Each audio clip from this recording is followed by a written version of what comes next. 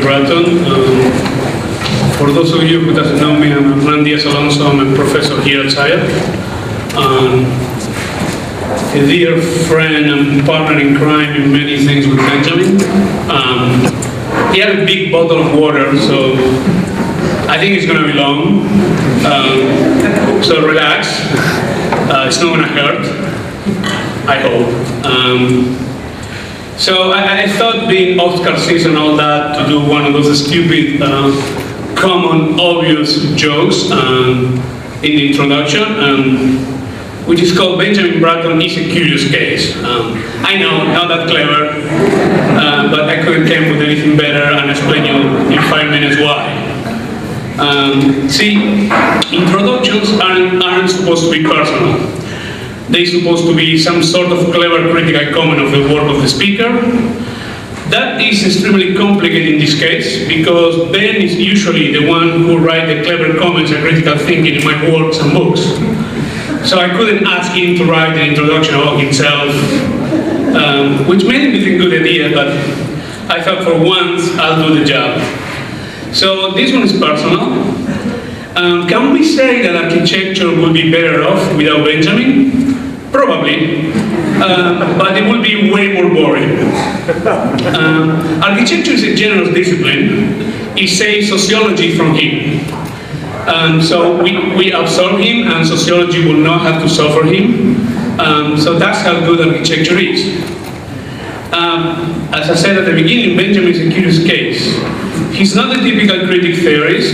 He believes in architecture, which is very unusual for a theorist and a critic of architecture.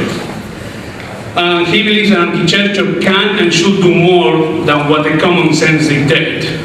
By the way, common sense is something that Benjamin is not known for. Chaotic organization is the best way to define his classes and conversations. Ben is literally and metaphorically speaking always in movement. Most of the time I don't get what he's talking about, but later I still don't get what he's talking about. It usually takes 6 months to get it, and the funny thing is he's mostly always right. So the other movie that I want to quote in relation with the Oscar and Heath Ledger as the Joker, like in The Dark Knight, architect, we have some misplaced sense of self-righteousness and morals. Benjamin, with writing, conversations, interviews, etc., defied us to go outside our moral comfort zone. Like the Joker says, introduce a little anarchy, upset the established order, and everything became chaos. I'm an agent of chaos, and you know the thing about chaos is fair. And so to conclude, talking about the Joker and Ben, I love when he says, see, I'm not a monster, I'm just ahead of the curve. So welcome my dear friend, Benjamin Bratton.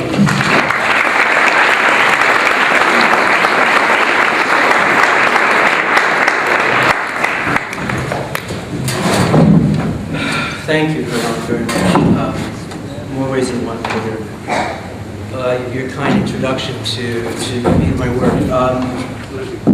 Thanks also to the student body for the original invitation to join you to speak today. It's for at least 2 reasons, particularly opportune time to do so. One, because as many of you know, I've accepted a professorship at UC San Diego. And so this chapter of my relationship with SCI-Arc is a point of transition. Also because I think architecture itself, architecture itself is in a curious state. Architecture was a symbol of the bubble, and also a symbol of the bubble's collapse. Architecture was not only a chief beneficiary of the speculative real estate bubble, but provided the spectacular, decorative, symbolic, this conspicuous display of wealth, rendered as urban hood ornaments from Los Angeles to Dubai to Beijing to Bilbao to Kazakhstan. Architecture's run as the repository and medium of bubble money meant that it sold its expertise less to the design of planetary space than to the rendering of global finance. The question faced by all of those who, like us here tonight, are concerned or obsessed, as the case may be, with how Human culture expresses itself through the medium of the material world's own expression to us, that is architecture, is what now? My talk is about a few of these things, my own little way of taking stock and thinking out loud in public about what just happened and about what comes next. So, I've taught here since 2001. I have seen the changes take place, seen a lot of changes take place here, and the development of a style and mode of architecture that's come to define SCI-Arc. A SCI-Arc that began in the early 70s as a sort of, as someone explained to me once, as a sort of carpentry on acid, building directly with the world, and now I think with the position of Maya, working still directly with the Spinozian substance of the world, but a digital plasma at that. One of the ways in which I've had the pleasure and opportunity to participate in the SCI-Arc, the ongoing SCI-Arc experiment, is with the XLab program with Hernan. A joint studio seminar project where we've asked students to design airports, homes, animals, skyscrapers, football stadiums, mega churches, human organs, and this year a house for cannibals. Here we are about almost exactly 6 years ago in New York at the first studio midterm, nervously waiting the reaction of our invited jury. There was Hani Rashid, Winky Doubledom, Evan Douglas, our own Peter Zellner, Ed Keller. Trying to look bored and self-assured. There's the students on the right seemingly shocked and amazed by the assembled jury actually liked what they were doing. Where the studio and seminar have tried to share a common place, and by enrollment, a shared audience. In the case of Hernan and myself, this is no way a merging or consensus, or even really a proper dialogue, but rather something less decidable and more risky, something more like an encounter between two poles of some spectrum or linked set of spectra. In the studio, largely taught by Hernan, on the one is a willfully aestheticized obsession with technique and quote empty form, but not only with form, but more importantly with images of empty form or empty images of form, or empty formal images, depending on your take. But here, this is a virtue. One pole and intrinsic intensivity of the architectural drawing project. In the seminar, on the other, largely taught by myself, a sociological, philosophical, theoretical, metacritical fiction that locates the architectural project, less than the form of the results, as a centripetal vortex of forces seen and unseeable that may be induced and deduced as that which the project is about, and that which extrinsic intensivities animate and limit the architectural drawing projection.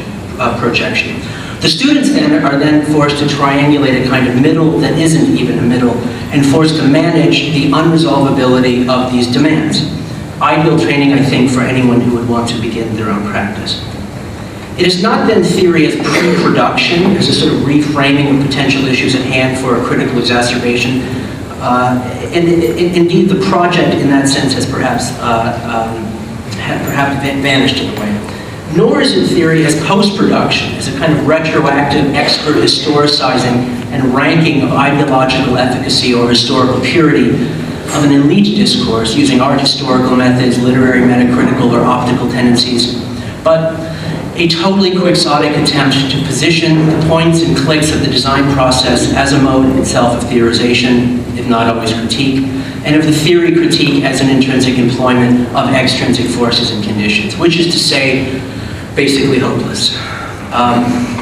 Especially when students, as one said to me once, quote, hate reading and just wanted to cope with Ross Lovegrove off of conference tables designed by Zaha Hadid for Amber made it to sell to Brad Pitt and Lehman Brothers. Fortunately, that's not always the case, and perhaps with the crash, that career option is fully off the table. So, when Hernan and I arrived, which at the same time, Maya came, and I watched it displace other modes of representation, and perhaps even other modes of thinking. As Bernard Schumi says, architecture is a form of knowledge transposed into architecture as a knowledge of form. My interest in this ongoing collaboration with Hernan, for lack of a better term, was in the, quote, programmatic possibilities of this new stuff, and how new forms imply new programs via new modes of embodiment.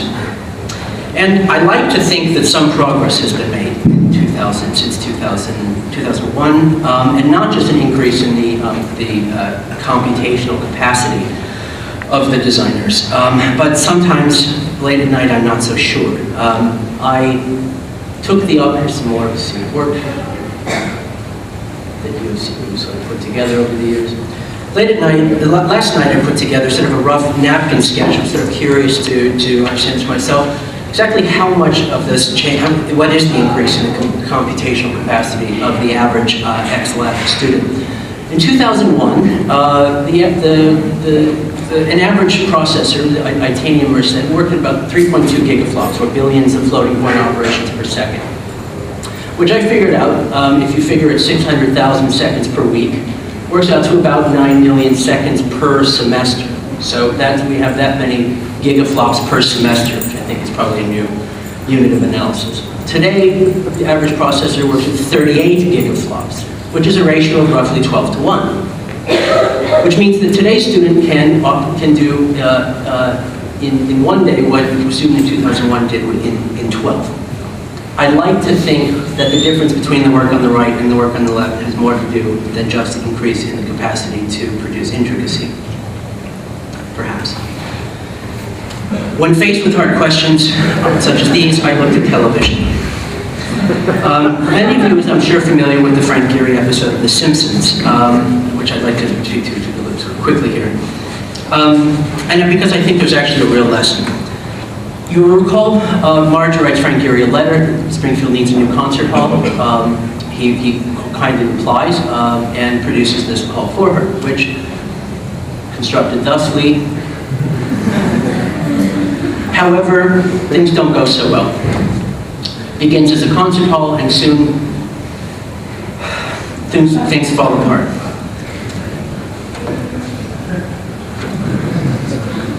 Now, other than the addition of a chain link fence perimeter, there are no critical transformations necessary to let the building move from one to the other, from a high cultural concert hall to the post-bubble control machine of the Springfield nuclear power prison complex.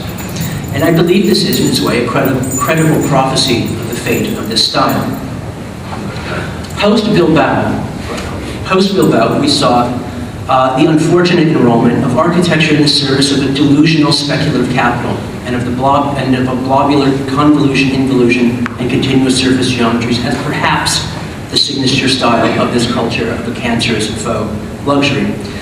Is it the fate of the blob to be forgotten as the look and feel of bubble culture?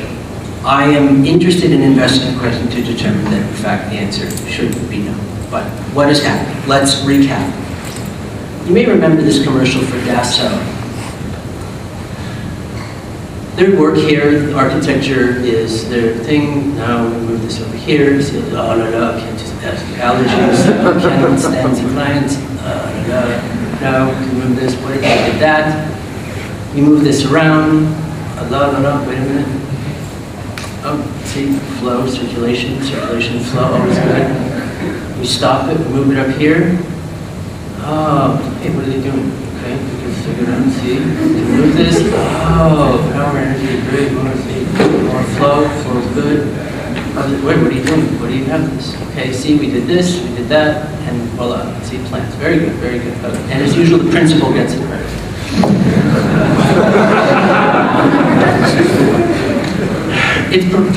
Architecture is perhaps the wrong metaphor for architecture. I think this was, well, so today, 2009, this project we see here just lost its funding. Well, why? Because it was a stupid idea to begin with. It was in the wrong part of the city. The company the client was paying for it was based on a mountain of venture capital that actually didn't exist and would pay for these black turtlenecks. So now what? Let's recap. Bilbao convinced people that by building monumental architecture, you could improve economies entirely around this region, which resulted in a whole sort of landscape of baubles, urban hood ornaments, and so forth. A generic spectacle, development of a new mode of what we call slum scrapers, perhaps represented iconically by the now burned out CCTV building on the one hand, and very unfortunate, hopefully embarrassing to everyone involved, a work of this sort. The question then I think we have to ask ourselves really was the last 10 years a waste of time? Was it a failure? I think not. Nevertheless, so I think not. I think not because I think the transformation from a rectilinear mode of architecture to more natural forms is going to be at least a 100-year arc. A 100-year arc in the emergence of computational media and the representation of potential objects. Come back in the year 2089 and let's see what the practicality of involute biomorphic forms is. And I think we'll see that what we today call program was itself reinvented along with it for the ride. I believe that it will take 100 years, not only because computing power, not because of the computing power necessary, but because of the pace of change in how societies and cultures' comprehension of their own embodiment of the world changes, and change that will emerge along with new architectural forms. It's about, then, a new kind of flesh. It's about the emergence of new modes of flesh, both organic and inorganic, genomic, genetic, tissue culture and robotics, prosthetics, neuronal computing, modeling. Flesh is now redesignable in ways that it was never before. Hernan, I will use him as an example, says what he means when he says he's interested in a horrific, grotesque, and immolation, an architecture, in essence, for post-genomic bodies. These are not arbitrary, but in fact highly tuned instruments. Think of the dead ringers, the gynecological instruments for mutant women. These are highly specialized. The functionality that emerges from an obsession of function. A function that doesn't exist yet, however. A play between the animality and the vegetism that in fact might emerge from this, but in our relations to it. My interest was and is with Hernan, for lack of a better term, is to say in the programmatic possibilities and how the new programs imply in themselves a new mode of embodiment. But what do I mean by program here? This is really getting to the top. Program is, we think, the engagement with the body, how it is that architecture is able to accommodate the way in which bodies cyclically employ the use of the space. The traditional mode of the representation of program within this itself is with the plan. A plan, essentially, programs understood as a functional partitioning and zonal structure of space. It's a picture then with the partitions, but in this picture of the floor. Program is a function of where your feet are. The point in which you touch the architecture is your feet. Well, program is not on the floor. Instead, program exists in all surfaces. And this is in part why the potential of Maya to redesign the capacity of the way flesh works with architecture is in fact, I think, so important. It's where architecture becomes furniture, becomes clothing, furniture and clothing, a subspecies of clothing. A shift from furniture to architecture and back again, always a choice you make. It's based on a shifting of the divisions of the human and the animal and the vegetable, the living and the non-living. Agamben notes that anthropology is based on the separation of the human and animal and the inversion then of furniture and architecture back into each other. Body into building and building back into body, a separation that is inverted and unbound. This implies, in fact, demands programmatic possibilities that go well beyond what we would normally recognize in this. And in this, I think that Hernan's work is not only biological, but biopolitical, in ways that others perhaps don't grasp, but in ways in which I think many of the ex-lab students have grasped intuitively well beyond what we've even been able to teach them. Hernan's work, once mass-produced, once stamped out like sunglasses, is meant to be touched and absorbed into the regular reality of everyday biology. Like a flower, it will wither and melt, but that's part of the beauty of its moment of bloom. Unlike the work of, and I'll pick on them because they're not here, of Mark Gage or Ali Rahim, whose work is really best when clinically unexposed to germs and flesh. Hernan's work is meant to be sat on, climbed on, bitten, gummed, licked, hugged, and mounted. It is at home in the Merleau-Pontine phenomenology of embodiment, not because it creates a sacred shell for God's Vitruvian creation, a la Stephen Hall, but because it itself is a body. You can and do and should do with it whatever it is that atheists do with bodies. What ties all of these programs together then is an interest in the shifting and shifted position of life, of biology as an architecture in itself, and as a cipher through which to decode how received architectural modalities were always dependent on formulation of life, a bios without which they could not be, and yet suppressed these as an explicit mechanism of their telos. Such biology is so already coded into the architecture, so determining of its logic that we can't even see it. But now as biology itself is changing, as the body itself emerges as a genome, as a recombinant genomic assemblage, what was once camouflaged by ubiquity comes into at least partial view. So this is really then the opposite of biomimicry, an opposite of that whole tradition from Frank Lloyd Wright to Saarinen to Greg Lynn. The point is not that the building looks like an animal and therefore is an engagement with animality or a flower. Rather, because the project is an engagement with animality, the design of a building comes to be the design of an architectural animal, which only because it's framed within the development process of the studio arrives finally at a building. A building which suggests itself as something half articulated about the architectural skin surface body, which is both us and the building. Things that would not become, not the things that would become animality in one fine day, but which always already are, becoming more so in ways out of modernity's own control. Let me read you a quote from one of my favorite philosophers, Michel Serres. The fragile empirical world, long resistant to our attempts to contain and catalog it, is disappearing beneath the relentless accumulations of late capitalist society and information technology.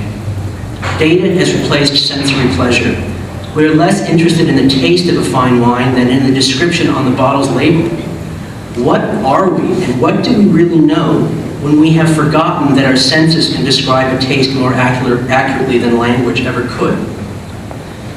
A first look at the work would imply that in its digital sterility, in its apparent distance from the mundane economies of construction and gravity even, that Hernan's work is exactly that which Serres is arguing against, but quite apparently the opposite is true. Hernan is nothing if not an aesthete, obsessed with renewal of the human-animal habitat in and for embodied sensation. If Maya had olfactory scripts, I am certain that Hernan's work would be very, very odoriferous, perfumey, pungent, and sour. Further, there are programs for bodies we know, for bodies as we know them, but not programs for bodies we know them, but programs for bodies as we may come to know them. In this, I would want to argue that he's a hyper-functionalist, but that the functions to which this is served do not yet exist. Okay. Tafuri, Manfredo Tafuri, is a well-known warning against what he calls operative criticism, the critic advocating one future over another, over predicting which style of work will work. And in general, I agree. But with theory and design, that need to get caught up to the present more than describing the future, this is something else then again. So let me lay my cards on the table. Architecture needs to strategically disappear. Architecture needs to be absorbed into a meta-design that is larger and smaller than itself, that is computational, integrated, a universal interface design. It needs to happen under the rubric of the revivification, the re-eroticization, if you like, of program, the driest of the dry, and of intentionality. And conversely, what needs to happen to interface design is for it to properly encounter the Spinozian substance and surfaces of architecture. So, we begin with Hernan to depart. Programs.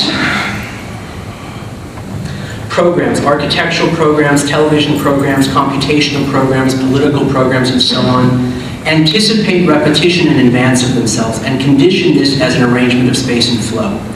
Because habits wear grooves into the surfaces of habitat, to propose a collective's habits becoming, that is, this is what we should do, is to propose a collective habitat's program. This is how and where we should do it. The activation of program is a performance and against this condition, now revealed as a continuity of mimetic formations, evasions, and even incomprehension. It is, in essence, in precisely Adorno's context, mediation. Architectural program, there's already a practical theorem for collective embodiment of Lefebvre's notion of habitus, focusing on the production of space as a mimetic extension of bodily movement, producing by its material repetition the contours of habitat.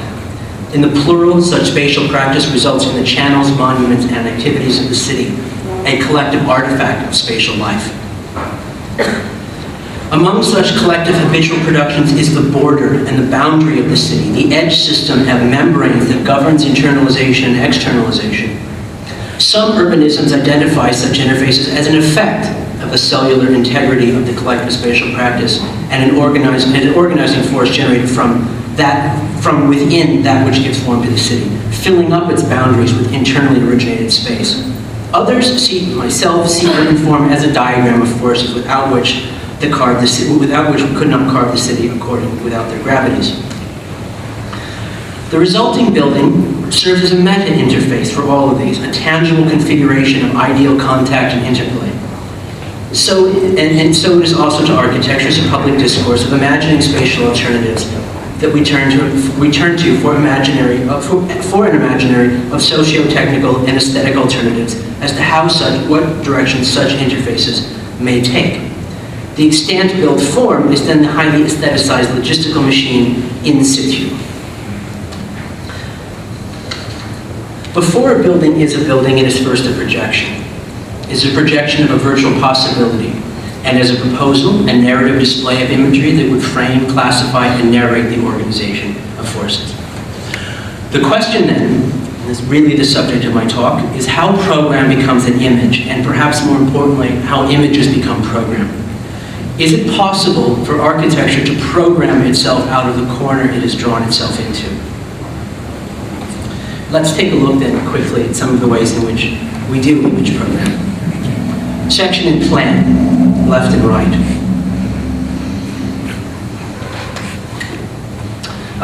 The planimetric image. From Thomas More's Utopia, 1516. Charles Fourier, the Phalansteries, 1808. New York City grid from the turn of the century. The section. Peter Cook, when he was here last time, he told me that he prefers drawing in section because for him it's both a diagram and an image. And for our purposes, we're interested in really as an image as a diagram. We're interested in the ways in which section can in fact become iconic. For example, Bentham's Panopticon. How in this regard? The section is about rendering in a single diagrammatic image the organic systematicity, the interrelationality of bodies and the places in motion and the way in which they are in a world which is itself in motion. Hitchcock understood this well by staging Rear Window as a story about a section. Here we have Scarlett Johansson and Javier Bardem, themselves rendered in section and rotated for some reason inexplicably looking not out the window but at the wall. The section then is a way of diagramming and instrumentalizing increasing organizational complexity. The Guggenheim, of course, is an iconic section, one in which you move down and down and down. Seattle Library, basically the same design, one in which you move up and up and up. These are what we could call Donkey Kong sections. So, Guggenheim's Donkey Kong, Villa Savoie, Pac-Man. There's our takeaway. We're interested, though, really more in the section as a political diagram. Political diagram is perhaps in the way in which Godard uses the section in Tout va bien to stage and demonstrate the forces of relationship between workers on strike and those against whom they are striking. Or in Weekend, the endlessly long traffic jam described in section to indicate the collapse of the society from which the cars are escaping. They are descriptive and projective images, both describing complexity or proposing one. The section as an organizational technology. Here, Albrecht Dürer's Grand Arcs of Maximilian from 1515, in which Maximilian, of course, is at the top and in the middle. This is basically a vast org chart of Maximilian's power. The pre-Darwinian view of an entirety of biology as a radial section. This is a lithograph by Joseph Parringer from 1821, based on the work of Van Rutgen and Wilbrand. The worldwide distribution of organic matter, an attempt to diagram all at once the interrelationality of evolutionary species. This is drawn 38 years before Origin of Species. What we are coming to, a cartoon by Grant Hamilton of 1895. see there, it's a sort of tower building with every possible program smashed together, stacked on top of each other in peculiar juxtaposition. Prefiguring Rem's delirious New York polyjuxtapositional thesis by at least 90 years. The org chart really is a section describing not the specificity of those who sit within its spaces, such in Durer's Grand Arch, but rather the replaceable persons, in which case who happen to have a position within a metaphorically architectural set of relationships. Alejandro Zerpolo, of course, written recently about the logic of an iconic sectionality, the ways in which a section of the building comes to demonstrate not only the performative logic of the system of relationality in between, but to demonstrate and in fact diagram that on the surface envelope skin of the section itself. So the question then, really, let's say the granular substance of talk, is how a program becomes an image, perhaps how more importantly, how images becomes a program. Is it possible to program ourselves out of this, what we've drawn ourselves into? And I'd like you to think about this in terms of what we could think of three modalities of the image. The imminent image, a projective image, and an interfacial image. The imminent image. Elizabeth Gross, another of my favorite philosophers, makes the claim, quite convincing claim, that art really begins with the dances and songs of animals. The capacity of animals to demonstrate themselves, to declare a territory, to territorialize a space with their own expression and their own movement. And in this, their ability to strategize sexual selection is dependent upon their ability to be good artists. But let's question, the status of the image then is something quite different today. It's a different kind of currency. But currency isn't the only kind of money or source of money. Art is money too. Art is other things, but as any investor can tell you, art today is a purified form of the speculative commodity. It's as purified a form as one can find. Damien Hirst is a pork belly, and he knows it. Art objects in the royal functionlessness, quote, do little, but go up and down in resale value. The yearnings of other than the yearnings of sentimental archivists and unemployable aesthetes, art's main purpose is as a commodity object, is as a displayable reservoir of capital.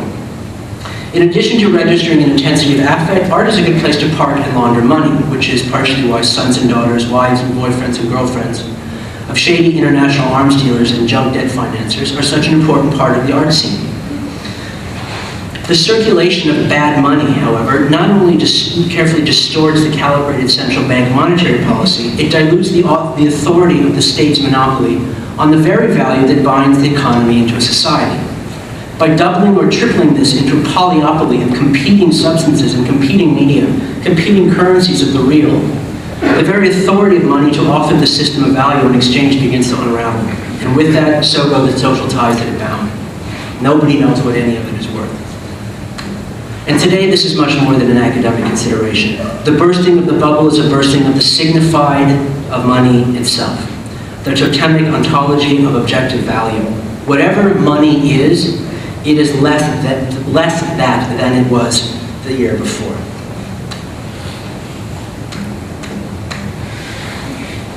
At the imminent image then.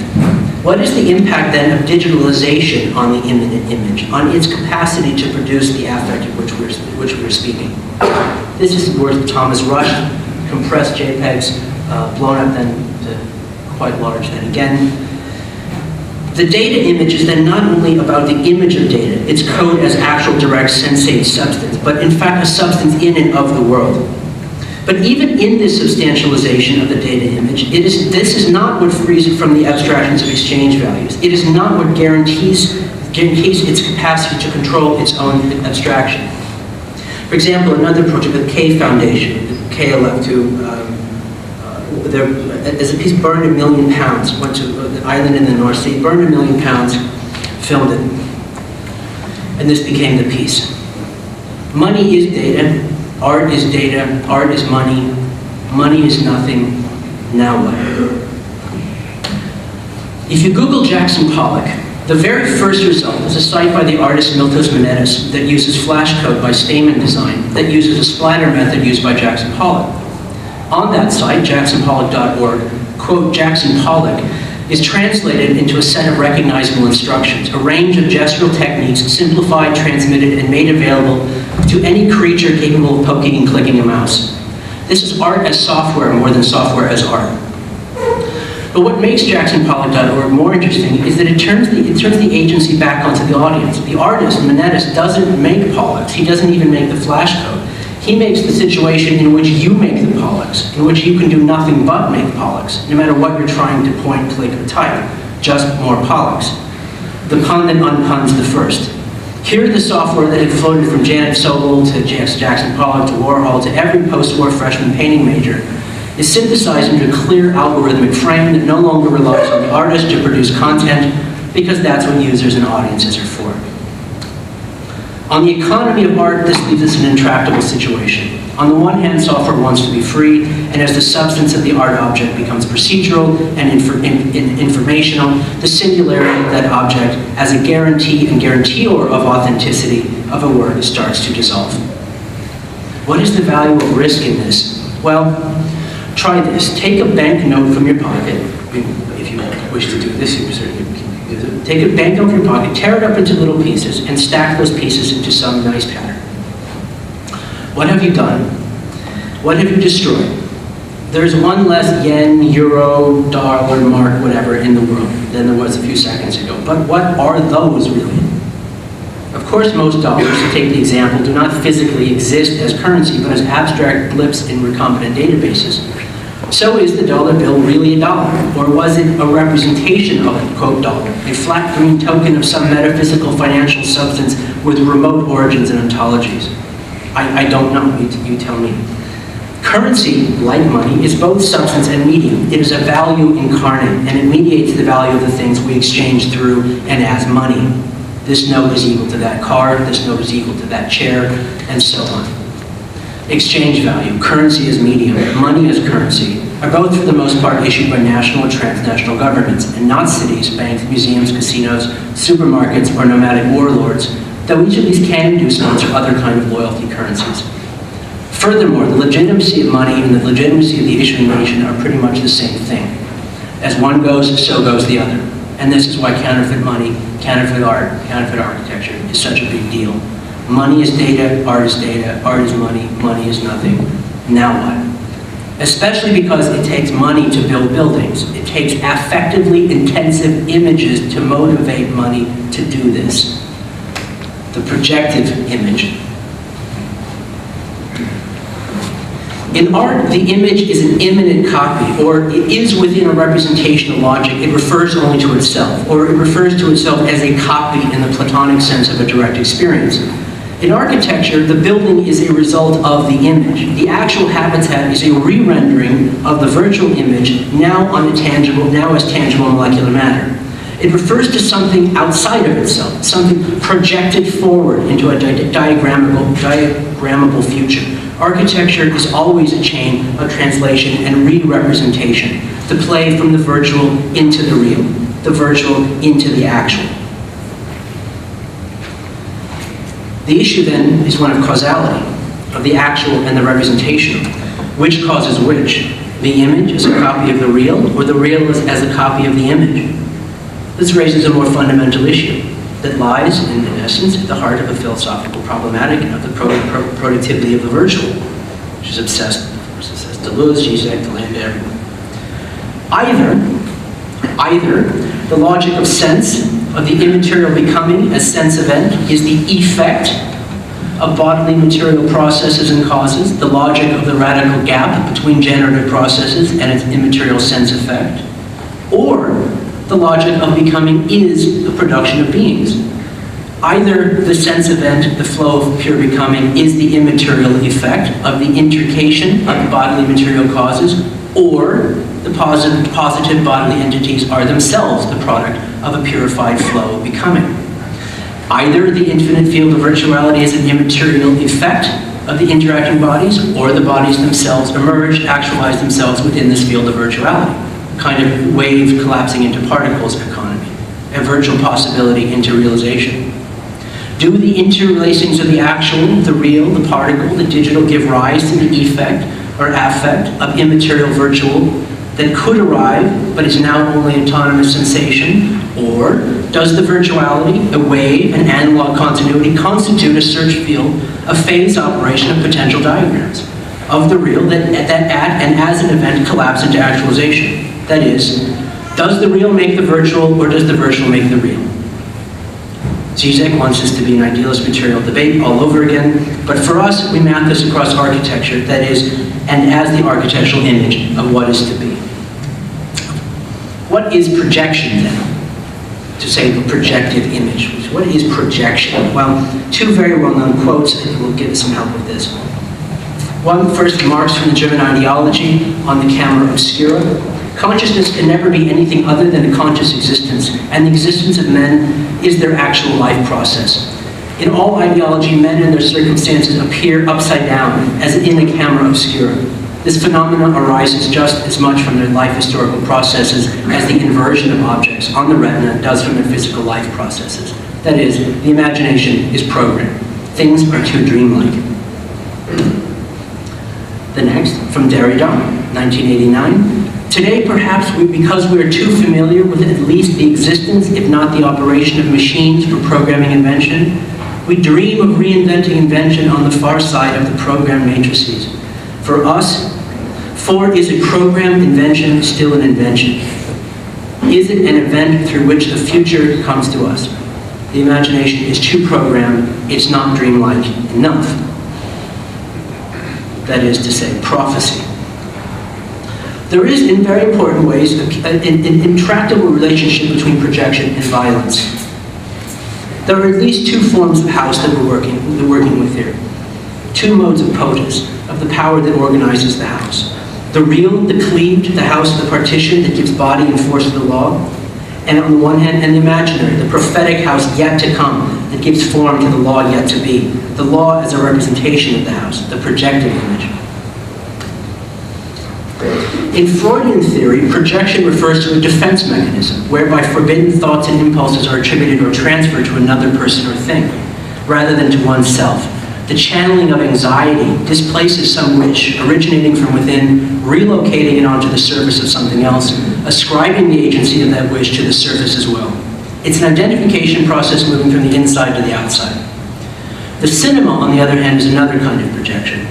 And there, the dark space of the theater confuses the experience of interiority and exteriority, becomes a surrogate of both the mental space and the phenomenal world outside.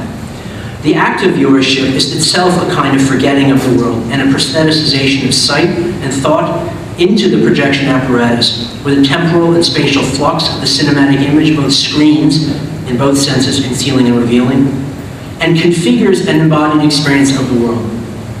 Christian Metz observed that the act of projection within the context of the cinema, aside from the actual apparatus, is one in which the viewer identifies with a character within the film and comes to experience their own thought through the form and fate of that character. The motivations of the character, in fact, become one's own. Here then, the arc of transference of projection is in essence reversed or inverted. Instead of projecting the wish from oneself onto the surface of another, here the projection of the phenomenal analog onto the screen allows for an active transference of that character into one's own experience. The arc moved from the outside to the inside. What then is unexpected about the future? Is the unexpected future that which arrives without having already been represented and demonstrated in advance of itself, and that which the power of the design of those representations in advance of themselves to conscript the program of anticipation in their image? Is the consideration of the unexpected, that how we might host it, that Derrida laments, a fatigue with the program matrices of invention by which the future comes to us? There is more, but there are, in fact, several futures. There is a futures market. As Walter Benjamin, in light of Walter Benjamin's notion of pure violence, it is not only a name for a messianic agency of agencies, but a purity that is assured by the perpetual deferral of its arrival into a kind of pure failure. But already known in advance, the irreducibly exceptional in its quality from the everyday, even as that inevitability gives a meta-historical order to our everyday. the violent projection of the future of architecture has also found a common track with messianic teleologies, both secular and religious. The imminence of immanence, the preordination of history, whether in messianic eschatology or dialectical materialism, suggests it even demands vanguardist projection, first by image and then by ritual deed, to organize the present into the future of things that are inevitably yet to come. Here, the revelation of the terms of the present serve to reveal the terms of the future, fulfilling the projection and its design. And in this, the projection, also the core of the architect's diagram of space, becomes the mean by which the proposed future is given agency in the present, and by which the present is able to structure itself in that image, in the repetition, in advance of itself.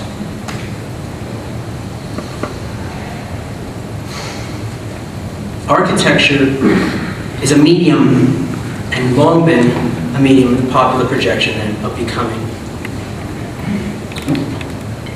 The image of the future as an image of a building from the future. Whether theological prophecy, dialectical materialism,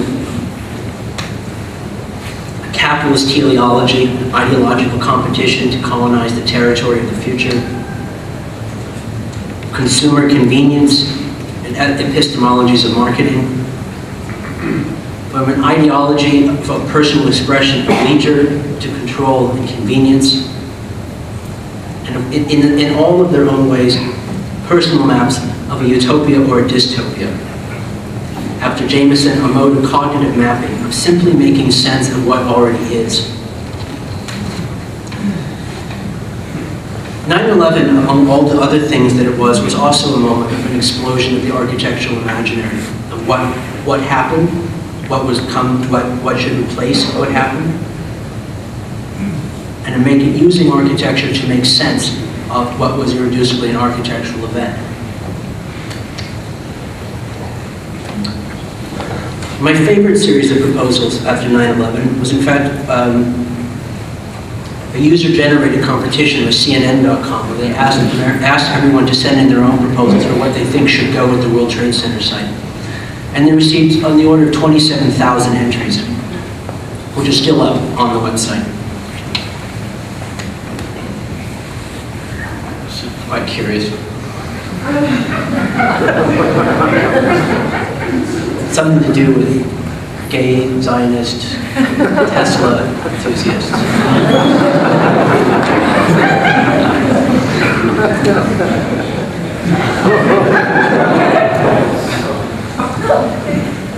You laugh now.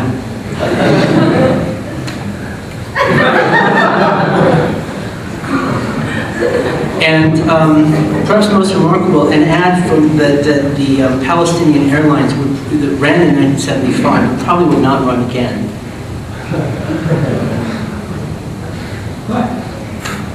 All right, the projective image then. Architecture is, as a social profession, is rooted in this projective image, whereas the economy of art is rooted in the production of images that ostensibly exhaust their affective resonance in their viewership. The architectural images constitutes an affective resonance in reference to the realization of what an image is to come, only virtualizes in advance. Architecture, the image, is an image that is also there to invoke an affect in terms of what it suggests will be, an affect projection.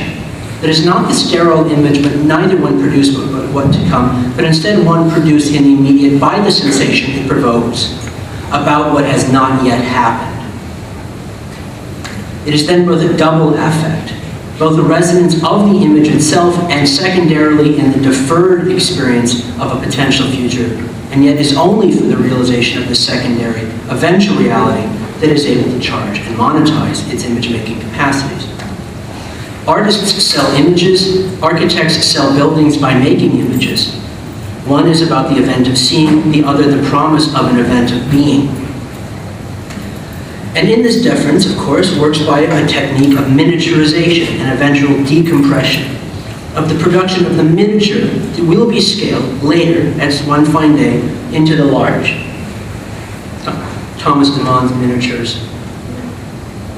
These are, of course, this big, photographed, but we imagine them large. much as we would perhaps this sort of model. Broadacre City, of course, was presented to the world in 1935, ironically at the heart of monopoly capitalism and urban congestion in New York. Perhaps the most important, if you count only in terms of a kind of quantification of popularity, the artist that has sold more paintings than any other artist ever, has sold more pounds of art than any artist ever, whose work is in the homes of 10 million Americans, whose company is traded on NASDAQ and generates $100 million a year, selling 15 million paintings a year. Easily the largest in terms of the acreage of painting. Someone who sold $2 million worth of art in 1 hour on QVC, but who also's work is, of course, Thomas Kincaid. But interestingly about Thomas Kincaid, at least for us, is that his works are not only art, if you wish to call it that, but they're also pictures of buildings. They are architectural drawings.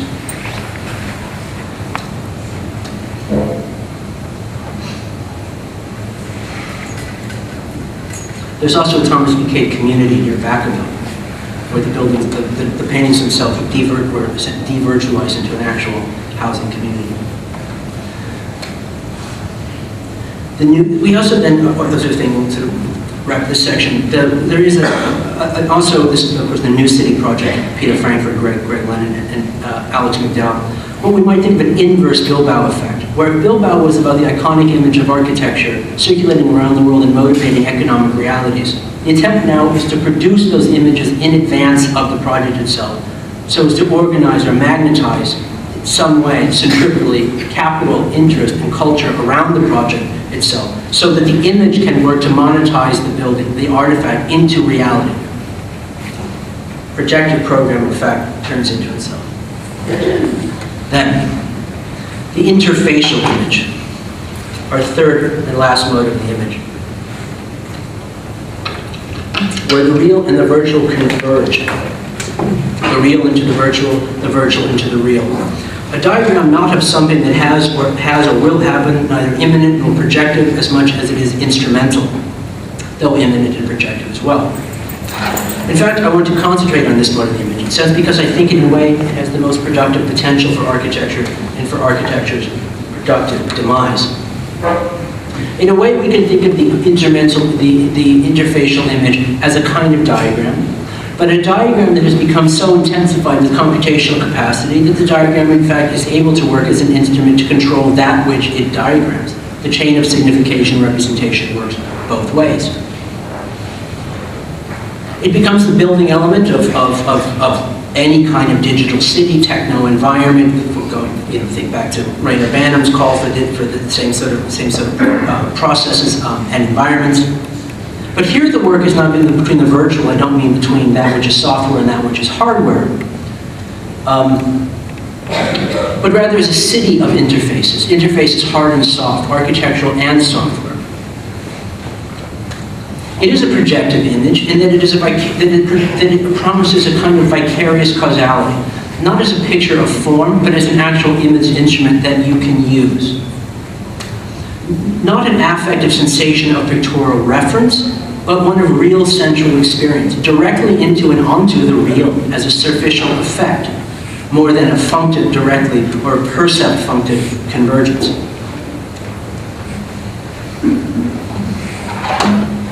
The phone.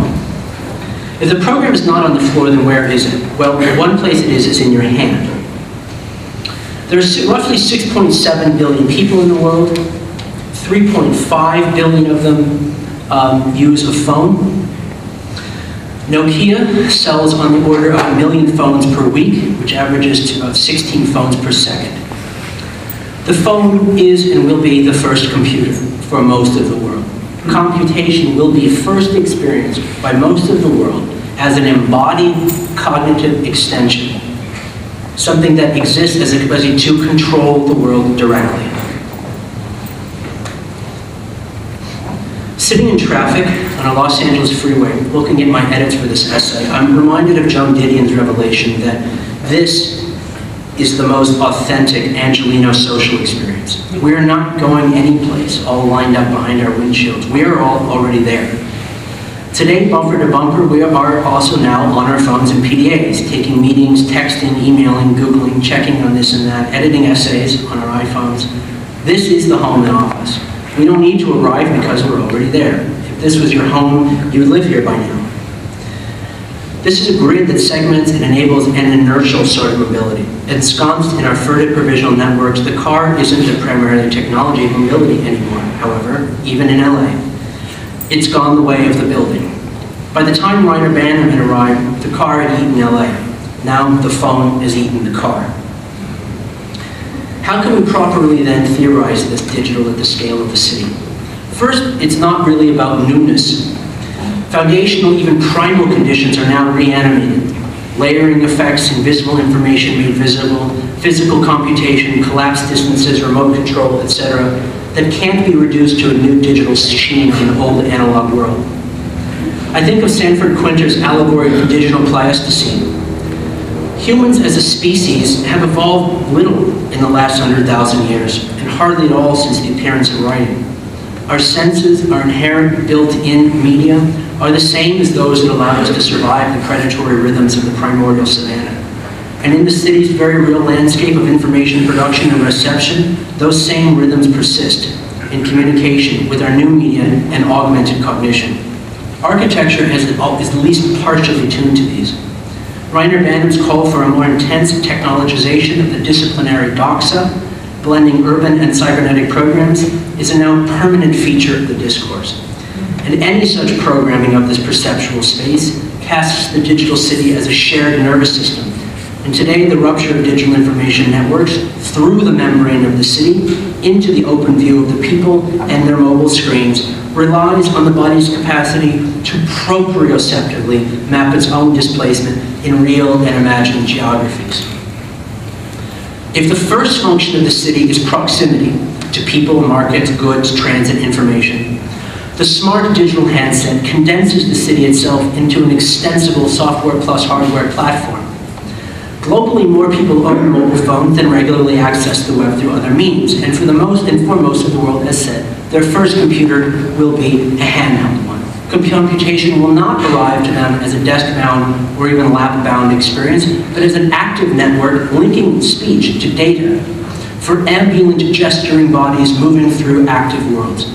Phone plus city is a composite read-write medium allowing for real-time communication through multiple modes, now and in situ, and represents, in combination, an important infrastructure of any emergent global democratic society. It can do this not only because it enables physical and communicative and thereby social mobility, but because it dramatically reinserts specific location into digital space and does so by making location gestural, embodied. It introduces then a new genre of computing, interaction in the wild. The city, as seen through the medium of that face, oozes with living data to be touched and rewritten all over again. Interaction with this information is recursive. Action taken with it on a micro level is itself new information, which in turn informs everyone else's, what everyone else sees at a macro level. And in this recursion, the presence of the information, good or bad information, can be directly disruptive of social behavior as people change their paths and decisions in the image of the actions and swerves of others that they see indexed in at-hand interfaces. The graphical appearance of that interface then is less a figural representation than a direct urban event, part of bigger circuits of concrete movement. For the architect then, the digital city becomes a habitat. It becomes the foundational layer of the designable software stack. As the work of that material is more available to the calculations of software, the program itself becomes as portable as the handset, for which one or many users, projects, transpose program into a given locale at a given time. Just as we as societies used to ask certain things of architecture in terms of the functional organization of people and organization in space and time, we increasingly ask these things of software. Locative media pose integrative design questions. Software program, architectural program, political program mix and merge in new ways. As urban functions are translated and transposed into apps, they can be activated alone or in groups at a moment's notice, providing a different interface to the same location, and through this, a specific urban program, one likely co-occupying that location by many others. Architecture's programming expertise must participate wholeheartedly in this assignment, replicating, condensing, mobilizing, diverging, and converging the small and large interfaces that constitute the social. This is less the design of the network than of the computational mechanisms that formulate the nodal and edge conditions, the interface which provide the access or protection of these. It is both meticulously mechanical and broadly dramaturgical, a systematizing of the possibility of particular events appearing both on schedule and off schedule, and of the scenarios by which those events become residual social language. It is a geo-computational program, but one that calculates the conditions of appearance more than it scripts or contains what finally emerges. As the channels of the city are compressed and revealed by the handset's interfaces, the gravity and contiguity of architectural programs dissolve. Use is always mixed.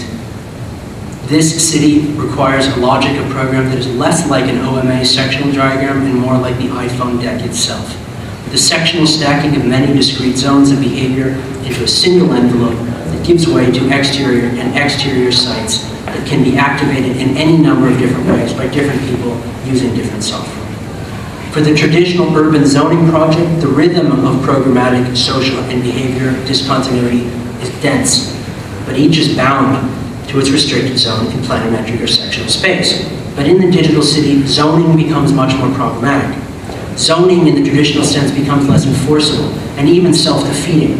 When a whole section of the city interacts with the user or group differently, depending on what software they are running. 10 minutes later, a different software activates a different program, and in this architecture is to some extent relieved of the programmatic responsibility of functional instrumentality or even specific purpose. All those spatial logistics have been outsourced to much more liquid media. And the range of services and opportunities for savvy urbanists is vast.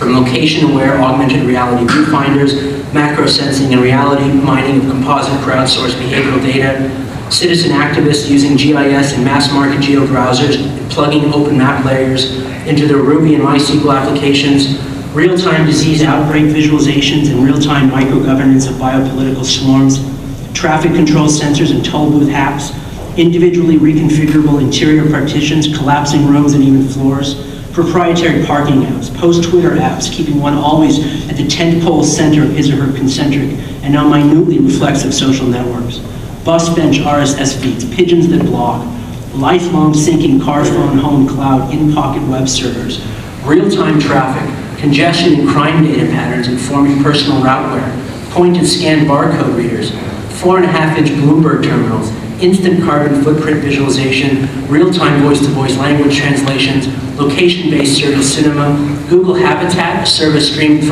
by the way, from offshore data centers floating in the ocean, outside of national control, real-time cab spotting, personal RFID managers, data privacy consulting services, gray market concierge, all posted with at least partially open APIs, enabling other apps to further build on the existing stacks.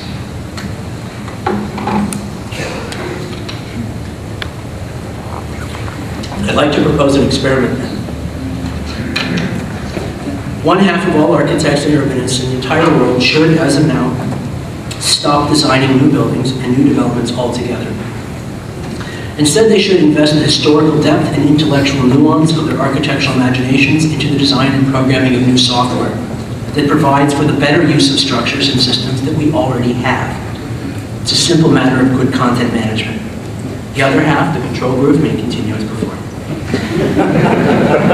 Any such development, however, is fraught with risk, not only because of what it would leave behind, but of what it might accomplish, and over which we would quickly lose control. Two things would be clear, however. One, an affinity of things. Pervasive computation will make inanimate objects see, hear, and comment on our interactions with them. This experience will be, in many cases, indistinguishable from a psychotic break, or even from the rituals of classical animism. Second is the reactivation of imagined communities. In a recent interview, Paul Virilio notes that today's qualities of technology, instantaneity, ubiquity, immediacy, are those associated with the divine. The killer app of pervasive commuting is not advertising to the hipster flaneur, it is religion. Its impact on Abrahamic monotheisms will be turbulent, existential, and fertile. The digital city, that is post-secular. We arrive then to what the polysemiosis of program, architectural program, software program, political program, and to the possibility of a new mode of interfaciality, an interface ontology. An ontological term would suggest, for interface design, would suggest that all design is interface design. Architecture is an interface to space and people. A steering wheel is an interface to a car an interface to a city an interface to social and economic proximities, etc. But what do I mean then by interface? An interface is any boundary or point of contact between two complex systems, which as a point of contact governs the condition of exchange between those systems. Increasingly, I argue that in a network society, the interfaces between things matter as much, if not more, than the things themselves. Interfaces link and partition society itself as belief systems, ballots, and borders. Such points of contact, everywhere and nowhere at once, are not just our interfaces to the world, but also the world's channels to us. What is open for me may be closed to you, and so our vectors are made divergent. Case in point, the US-Mexico border is an interface on all these levels. It is a boundary surface connecting the two national bodies and economies, and which governs the condition of exchange between them. To the individual person or thing hoping to pass through the border, it is a complex of physical, legal, and semiotic barriers. Also, in focusing passage through specific checkpoints, it structures the flow into slow, surveillable boulevards, giving form to the massing patterns in its proximity. In the case of the border, the program is an imagination and duties policy. That program is executed by at least two other kinds of programs. The border is an abstract line in an abstract geopolitical space, but it is also a series of architectural interventions on and as that line. The border interface channels flow into a series of inspection sites, where the nominating interfaces can be employed. Furthermore, that inspection is executed increasingly by software that cites, checks, and organizes that flow according to the imperatives of how it is programmed, ostensibly in some direct representation of the imagination and duties policies on behalf of which it computes. In theory, all three programs, architectural, software, political, congeal into a single interface, imposing a single comprehensive act of governance. Societies, then, are composed of interfaces, hard ones and soft ones, slow ones and fast ones, immobile ones and mobile ones, concrete ones and electronic ones. The accumulation of interfaces generate networks, and the accumulation of networks generates territories, themselves governed by interfaces. Their work is to some extent a propositional fabrication of just such a potential network. In this, what we may want to define as program is that which seeks to organize interfaces in its image. An architect models not just a bundle of interfaces, but a program for how they will serve in channel habitation.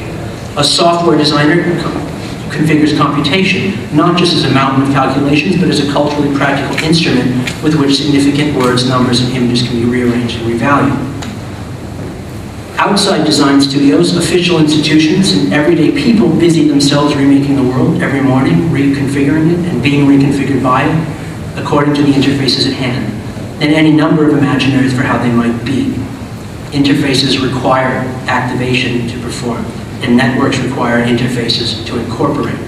Activation requires program to direct itself.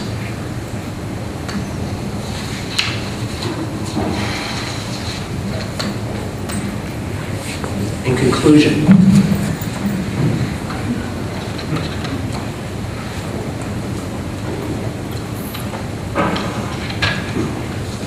there is no architecture without action, no architecture without events, no architecture without program. By extension, there is no architecture without violence. And of course, Bratton Schumi's architecture and disjunction. Our situation is one characterized by nothing so much as risk. mapped well, I think, by School of European Social Theory, which was Beck builds a whole theory, or Beck builds a whole theory around risk, Bourdieu around precarity, Sigmund Bauman around liquidity, Aurelio around the accident. And I think it's in this mode of theory, and not the literary theory of the decon moment, that architecture has now turned. Aurelio told us that every new technology is also the invention of a new accident. The invention of the train is the invention of the train crash. The invention of the airplane is the invention of the airplane crash. And apparently, the invention of the stock market is the invention of the stock market crash. The collapse of the bubble was an accident of accidents, of computation, of virtualization, of telecommunications, of the technology of tastelessness.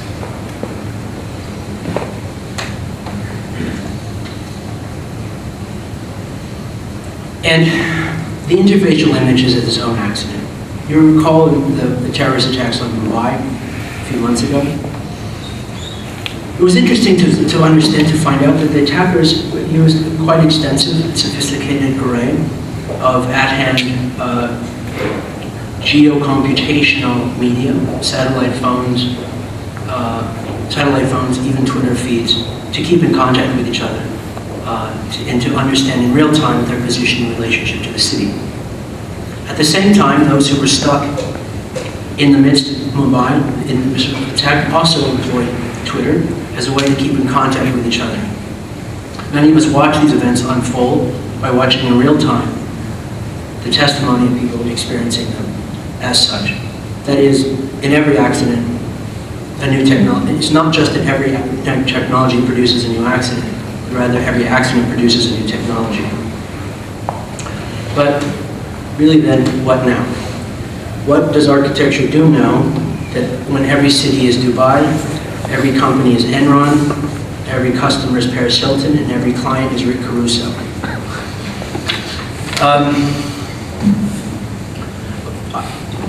For those of you who are squeamish, may wish to avert your eyes for the next video. This as well. In terms of the kind of, well, it sort of speaks for itself.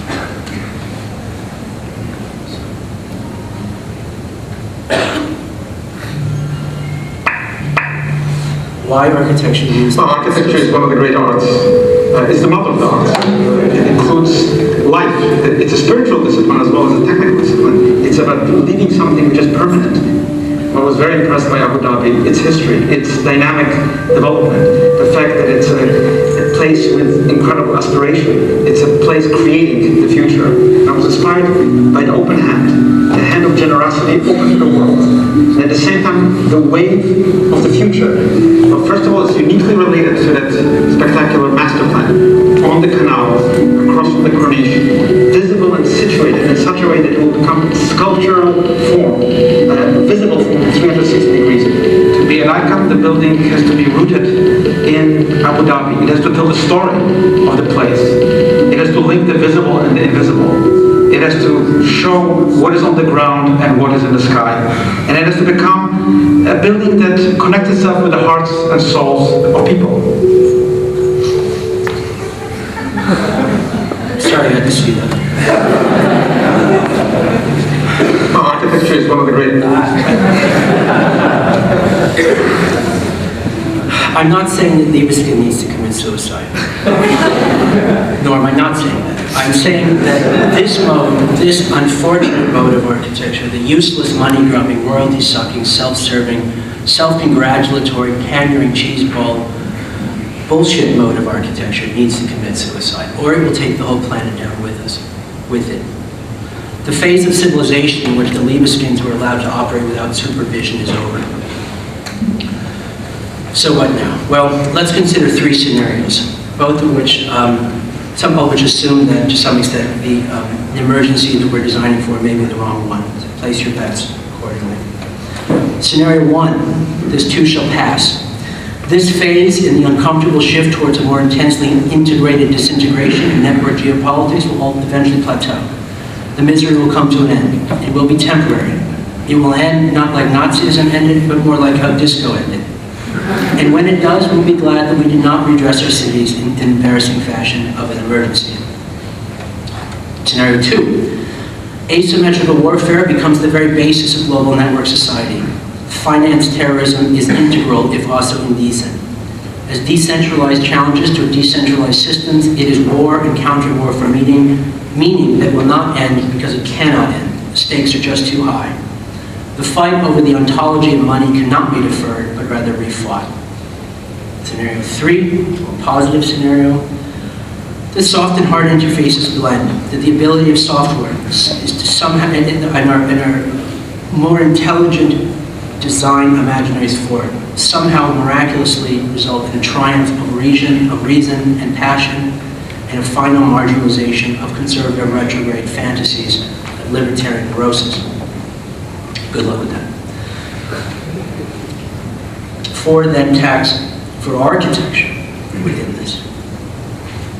I think one many will go down, is in pursuit of the interfacial image, pursuit of urban software, of reprogramming the city in terms of through the software that animates the cities, of working with the city as a finished product that now needs to be turned on. Option 2, work in an imminent form, a demediated sensation, free to do what it wants, as architecture becomes excused from programmatic considerations by the extent to which it becomes animated by software, that architecture in essence can do what it's always wanted to be a pure mediated spatial sensation.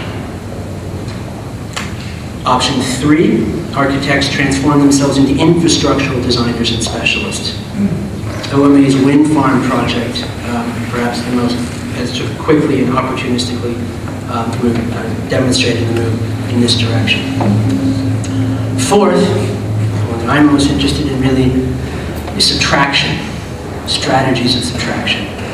I think there will be at some point an architectural studio whose product is not the design, not the production of any building, but rather the removal of buildings that already exist. Subtractive practice. One that believes that there's enough stuff already, enough glass, enough steel. What was needed now is better negative space. Instead of positing the site as empty and architectural there to fill it, now posits the city is full, and the architect's job is to carve and sculpt away to reveal what needs to be. The opposite then of an infill strategy.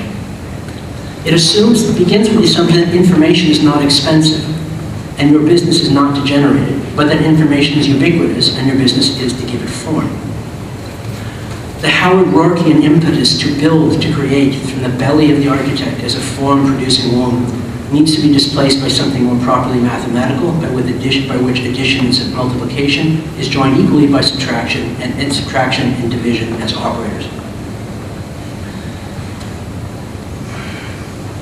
I'll close with one last thought. Architecture needs to stage its own suicide. A suicide not by blowing its head off, but more like taking pills and slowly, dreamingly absorbing itself into the organic fabric of the world. A deterritorialization of architecture, not an immolation. Architecture has to commit suicide in order to be reborn as something else, even as itself again. If it doesn't, it will become a more noxious cancer on the city and on itself. Partial solution is the dissolution of the general problematic of the interface onto multiple scales. Architecture needs to stage its own suicide. It has faked the fiery kind in the past too many times for anyone to take it seriously. That is, architecture does not need to burn, to correct Aaron Bensky, it needs rather to melt. I say this not because I don't love it, but because it's time for it to reappear as something else. I think this is the way to be true, to realize a fidelity to architecture, to the fidelity of its fidelity to essence, to betray it by going beyond it. Not just because that is what the idea of architecture demands, but because the world has already done it for architecture, and it is to architecture, and it's time for architecture to acknowledge this. Thank you.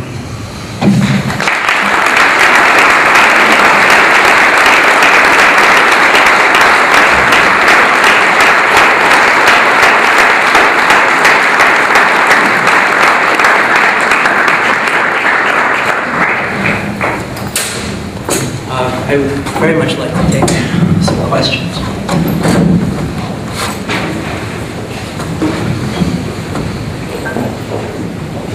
Please, Sean. Or comments that can someone be Phil Donahue? No? Can you hear me? I can hear you, yes. Okay, so it's fine. A lot of this stuff is financial structure because I'm obviously not an architect. I'm interested in the cultural aspect of it, but it feels really similar with Hi.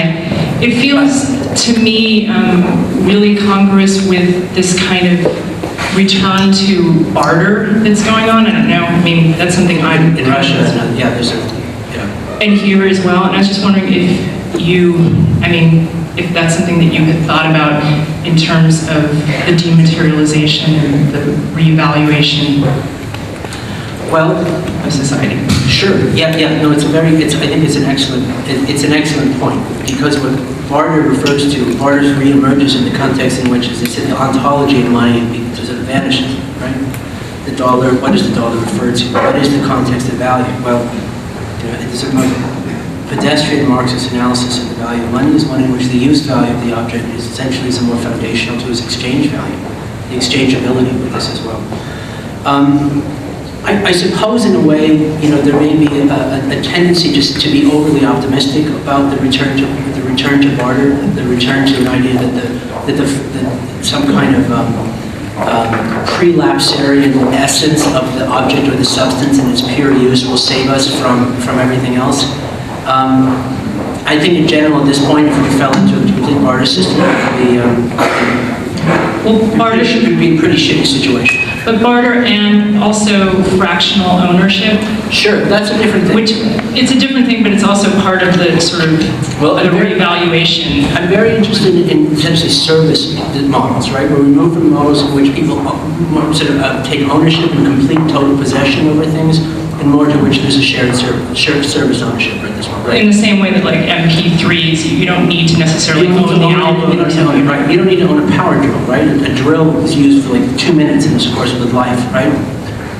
Probably the idea of transposing ownership into service is something we can probably do just about everything, right? And in my class last week, one of the things that we did was a series of workshop exercises on thinking of architecture as a service model as well. Clearly there's a lot. Yeah.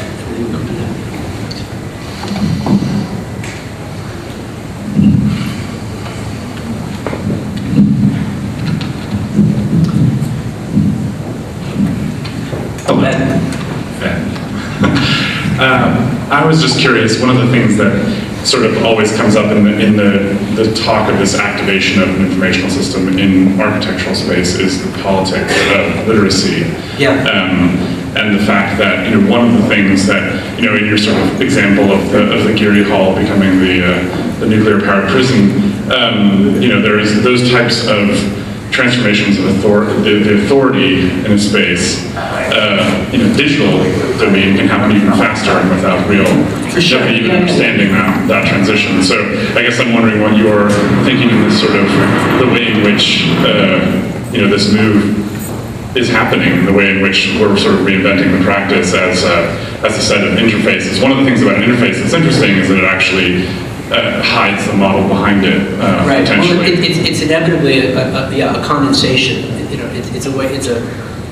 It's a filtering mechanism, right? And as any sort of condensing map, it structures and provides a closed narrative as the kinds of system activities that it would enable within this sort of way as well. But I think in both cases you have an issue of it's a convergence of kind of systems design with a systems design at the same time, right? One of the sections that I actually cut out of this talk, because for the interest of time, was a section on what I call open source urbanism. And I think one of the ways, which actually we're talking a little bit more about at E-Tech later on, one of the ways in which I think there's a problem with the open source software movement. And one of the problems with the open source software movement is that they have a completely different philosophy about the ways in which software systems might work and hardware systems, that is the city, might work. There's the libertarian streak within the open source software movement by which software would become something that is utterly public and utterly open and utterly reprogrammable is an total odds to the idea that that cities would be designed according to zones of privately controlled space in which the owners of the space would have utter control over things that happen. I think what we need to sort of understand with this is that the cities themselves need to be opened up again. We need to understand the cities as an open hardware platform. An open hardware platform that anyone who participates within it needs to have the capacities to reprogram it and restructure it in the image of their needs, and image of the process, and image of the programs and capacities to operate it consistently in that way. And I think, ultimately we should have something like we've got LEED guidelines for the ecological profile of building. I think there should be LEED guidelines. I think there should be similar guidelines for the software platform that constitutes a building or a structure in terms of determining and verifying legally its capacity to be in and of itself a piece of open hardware.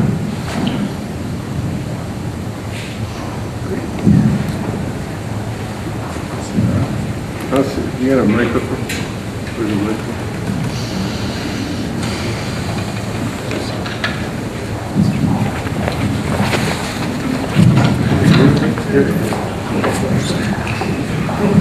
Hey. Hi. Good afternoon. I have to say, I don't want to start a whole thing here, but it's a tough, demagogic, Orwellian, jargon-laden, in-group diatribe. It leaves out, like, What is it? what you just gave us. And like most ideologues, we should study your own history with people who have for centuries rolled out the pro forma with a couple of variables, and they inevitably leave out a whole series of things. Right. And ultimately that pro forma, you're giving us the end of the world. Just like communism gave us the end of the world, just like Hegel gave us the end of the world, just like the epistemology of the church gave us the end of the world. It hasn't ended, as far as I can tell. So one of the conceptual problems is that you never see your own limits. So maybe one question is, did you leave anything out? You know what? I think it's a great. I really appreciate the commentary. I left a lot out, right? I don't mean details. I understand. No, I understand. I think it's a strange moment for. I think it's a strange moment for everybody, for a sort of thing going on in one way or another. The way I would answer your question is that. I don't know if now is the time for ideology to come back in a certain way. It's an interesting question in a certain way.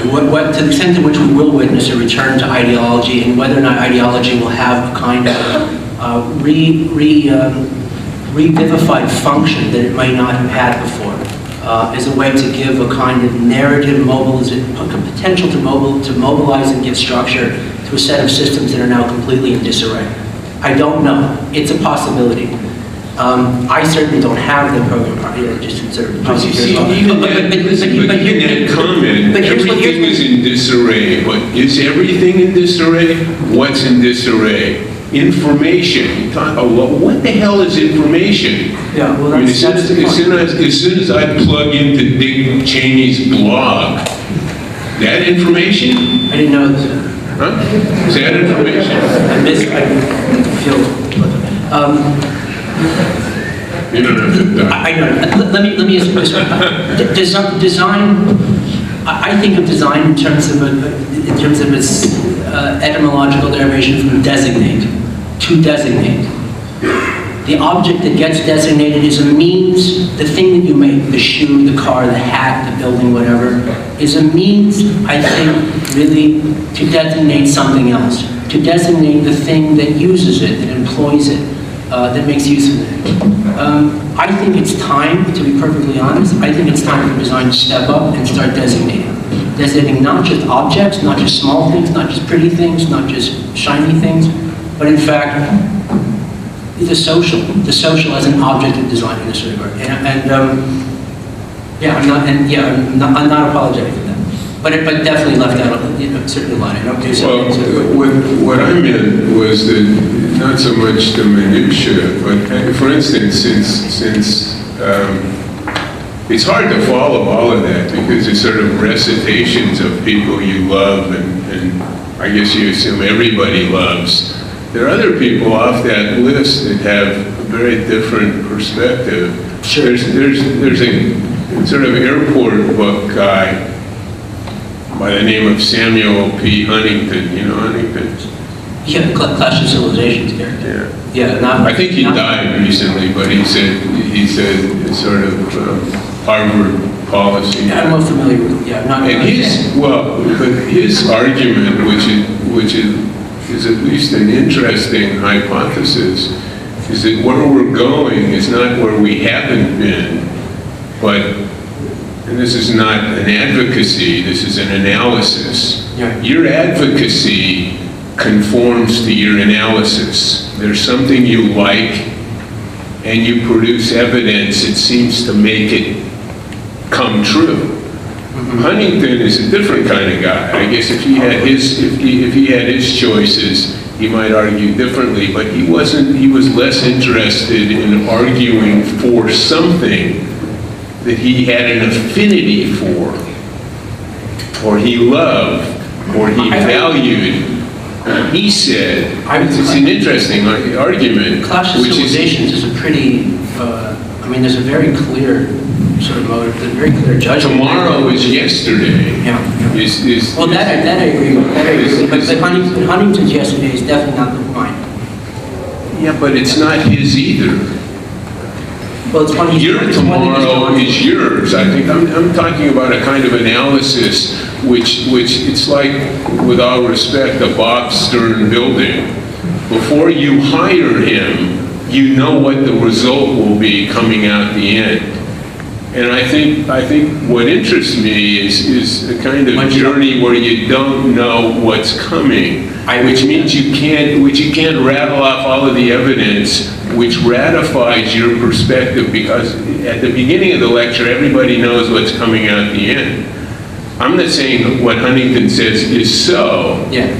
But the argument is interesting. I mean, you're talking about capitalism and late capitalism and the end of capitalism, and all kinds of discussions that could take place just in terms of the jargon and what it could mean and what it might mean and what you consider information, which is the transfer of material, which may be misinformation, disinformation, irrelevant, useless, unproductive, and somewhere in all of that may be a printed copy of Le Monde, and that might be information. And you don't make distinctions, it seems to me, qualitative distinctions that have to be made in order to deliver the characterizations you make. What I wanted to say about Huntington, can I reply to that? Sure. Look, either I'm not making distinctions or I'm being ideological. Just in a way, I can't be doing both, one way or another. And frankly, the way in which it's ended, it should have been taken as ended as a series of questions. That's really what I'm offering. Not a pro forma section of a to-do list in this way. These are questions. No, I don't know the answer to this question. I think the ideology means you don't make the distinctions, but what you set up as a pro forma then is an argument for evidence that you produce to ratify your argument. Right. And any evidence that doesn't fit in that context goes unmentioned. Endeavor, yeah. I would love to continue this discussion with you, and I really appreciate your points here. I just wanted to say one more thing about how that relates to something that I was bringing up in the literacy issue, which is that platforms, there's an interesting word that's in play here, which is platform. There's sort of system, model, platform. All of these words are about a set of dynamic interrelationships that define an approach, and that's one of the things that I was saying about the way that these software models are political in the same way that the buildings have a politics as well. And so any of these things, as they merge, the platform becomes something, the thing that you just presented was also a platform. It's an interconnected relationship of theses, in the same way that you were talking about interfaces. Obviously, that's what we're experiencing here as an interface between the platform that you're presenting and our model. Right, and in this sense, you're thinking platforming like in terms of protocol, right? The way well, also in terms of political platform. Alex talks about protocol, but we want to look at, say, the New York City grid system that I showed as a protocol, right? And the interesting thing about protocols is that they, like the grid system, that the more stupid they are, the dumber they are, the more rigid they are, the greater life that they're able to host. And that's the simplicity. And I think this goes also to the literacy issue. There has to be a capacity for transference of substance from here to there, and the transference of substance from here to there, depending on intentions and wills that we cannot possibly predict, which is the only thing that matters, is that those programs and the protocols have to be open enough to anticipate what they cannot anticipate, and that is the point.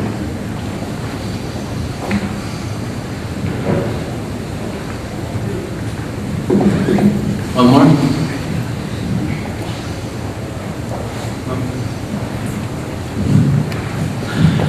Yes? How do you see, with open source urbanism? Yeah. So do you see it more as a faster understanding of histories? It's like, as people can change, let's say that anyone could potentially change their surrounding in a collective mass. Let's say how people got together and voted for a new president. Mm-hmm. They changed their history, they changed their surrounding. Right. How do you see it maybe with these applications, with these interfaces, such as even YouTube, how that could directly translate more into physical space? Let me resort this. I would say that what you're speaking to is really the issue of governance and the transfer of governance. Right? Our governmental systems, very good governmental systems, we're happy and proud of our governmental system, but they're basically designed for a society that doesn't exist anymore in terms of who it came from. Right? A transference, a mailing away of sovereignty to a central institutional organization that produces laws that somewhere back in a certain way are going to have an effect on you in one way or another. This is sort of a macro-political system. We have micro-political models one way or another, so tactical activism, where people who one way or another changing things either against the law, to the left or the right of the law, upside down of the law, or in no regard to the law whatsoever, but they are in the process of actively redesigning these superstitions. I think what's at stake in a way is the design of this, you could say, a mesopolitical layer, by which the capacities for what Hart and Egg call multitude or other forms of larger assemblages of people can in fact produce the possibility of enforcement, to be able to enforce what they have tactically developed at sort of level, where the bottom up can in fact just that, can produce a structure that can enforce itself, right? That's not dependent upon the legal structure from then and there. I think what that means then is that, well, the city, just like the city instead doesn't become something, an object that would receive the work of governance, but would become a medium of self-governance in and of itself. Yeah. Well, thank you very much.